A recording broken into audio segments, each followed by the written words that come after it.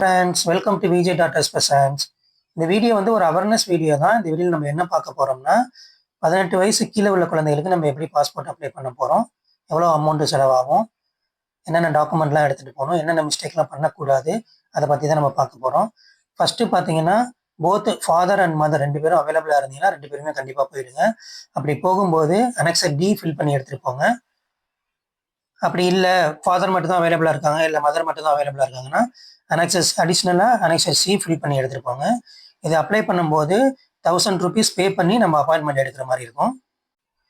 இதுதான் passport Seva website. இந்த வெப்சைட்டை யூஸ் பண்ணி தான் நம்ம அப்ளை பண்ண போகிறோம். இல்லை ரைட் சைடில் பார்த்தீங்கன்னா லாகின் ஒரு ஆப்ஷன் இருக்கும், அதை யூஸ் பண்ணி லாகின் பண்ணிக்கோங்க. அப்படி இல்லை, இதான் ஃபஸ்ட் டைம் தான் நான் பண்ண போகிறேன்னா ரெஜிஸ்டர் நவுன்னு ஒரு ஆப்ஷன் இருக்கும். அதை ரெஜிஸ்டர் பண்ணதுக்கப்புறம் உங்கள் யூசர் ஐடி பாஸ்வேர்டை கொடுத்து லாகின் பண்ணிக்கோங்க. லாகின் பண்ணதுக்கப்புறம் லெஃப்ட் சைடில் பார்த்தீங்கன்னா சர்வீசஸ்னு ஒரு ஆப்ஷன் இருக்கும், அதை கிளிக் பண்ணுங்கள். அதுக்கப்புறம் fresh passport or reissue of பாஸ்போர்ட்னு ஒரு ஆப்ஷன் இருக்கும், அதை கிளிக் பண்ணுங்கள். அதை கிளிக் பண்ணி உள்ளே போனீங்கன்னா ஒரு 9 pages வந்து நீங்கள் ஃபில்அப் பண்ணுற மாதிரி இருக்கும். அதை ஈஸியாக நம்மளே பண்ணிடலாம். அப்படி பண்ண முடியாதவங்க ப்ரொவிஷன் சென்டர் மூலியமாக அப்ளை பண்ணுங்கள். நீங்கள் வந்து ட்ராவல் ஏஜென்ட்டில் போய் பண்ணணும்னு தேவை கிடையாது.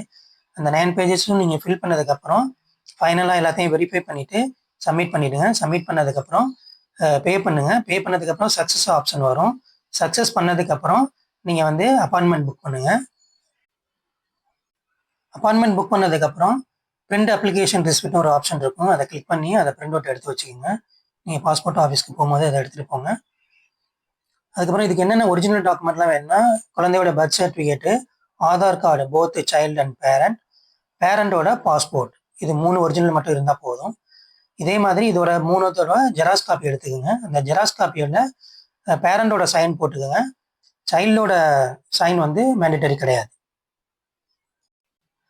அடிஷ்னலாக அனெக்ஸர் டி ஃபில் பண்ணிக்கோங்க. போத் ஃபாதர் அண்ட் மதர் போகும்போது இது மேண்டேட்டரி.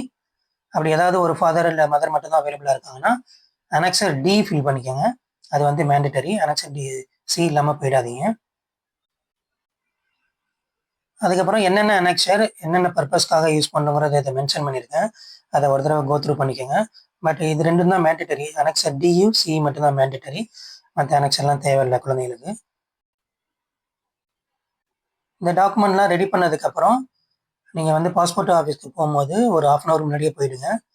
அங்கே வந்து என்ட்ரன்ஸ் கவுண்டரில் வந்து உங்கள் மெசேஜோ இல்லை வந்து அந்த ரிசிப்டோ காமிச்சு உள்ளே போயிடுங்க.